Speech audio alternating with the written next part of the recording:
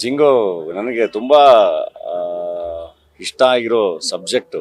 Actually Shashank ಬಂದು ಆ ಕತೆ ಹೇಳಿದಾಗ ನಾನು ಇಲ್ಲ ಇದನ್ನು ಮಾಡೋಣ ಅಂಥೇಳಿ ಇಮಿಡಿಯೇಟ್ ಎಕ್ಸಿಕ್ಯೂಟ್ ಮಾಡೋಣ ಅಂಥೇಳಿ ಇವಾಗ ಪ್ಲ್ಯಾನ್ ಮಾಡಿ ಅದನ್ನು ಟೀಸರ್ನ ಶೂಟ್ ಮಾಡಿದ್ವಿ.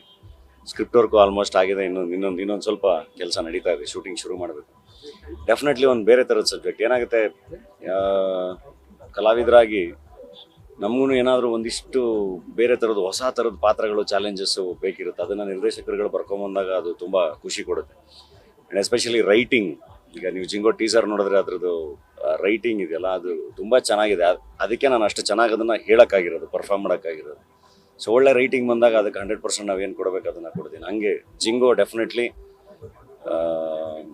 ಒಂದು ಬೇರೆ ಥರದ ಸಿನಿಮಾ ಆಗುತ್ತೆ. ಅಂದರೆ ಡೆಫಿನೆಟ್ಲಿ ಮಾಸ್ ಸಿನಿಮಾನೇ. ಅಭಿಮಾನಿಗಳು ಹೆಂಗೆ ನೋಡೋಕ್ಕೆ ಇಷ್ಟಪಡ್ತಾರೆ ನನ್ನ, ಹಾಗೆ ಇರುತ್ತೆ.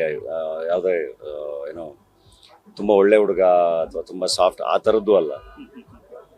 ಡೆಫಿನೆಟ್ಲಿ ತುಂಬ ಬೇರೆ ಥರದ್ದೊಂದು ಪಾತ್ರ ಅದು. ನಿಮಗೆ ಜಿಂಗೋಯಿಸಮ್ ಅಂತ ಗೂಗಲ್ ಮಾಡಿದ್ರೆ ಗೊತ್ತಾಗುತ್ತೆ. ಸೊ ಅದರಿಂದ ಡಿರೈವ್ ಮಾಡಿರೋದು ಜಿಂಗೋ ಅನ್ನೋ ಪದನ.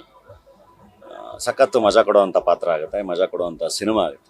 ಪೊಲಿಟಿಕಲ್ ಥ್ರಿಲ್ಲರ್ ಅಂದ್ರೆ ಕನ್ನಡದಲ್ಲಿ ತುಂಬಾ ಕಮ್ಮಿ ಆಗ್ತದೆ. ಅಂದ್ರೆ ನ್ಯೂ ಡೆಲ್ಲಿ ಆಗಲಿ, ಆಕ್ಸಿಡೆಂಟ್ ಆಗಲಿ, ಆಸ್ಪೋರ್ಟ್ ಆಗಲಿ. ಪೊಲಿಟಿಕಲ್ ಥ್ರಿಲ್ಲರ್ ಅನ್ನೋದಕ್ಕಿಂತ ನಿಮಗೆ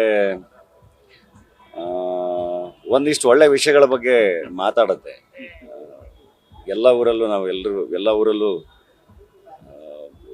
ಎಲ್ಲ ಥರದ್ದು ಒಂದೊಂದು ಲೀಡರ್ ಆಗಬೇಕು ಅಂತ ಇರ್ತಾರೆ, ಲೀಡರ್ಸ್ ಇರ್ತಾರೆ, ಅವ್ರಿಗೊಂದು ಫಾಲೋಯಿಂಗ್ ಇರುತ್ತೆ.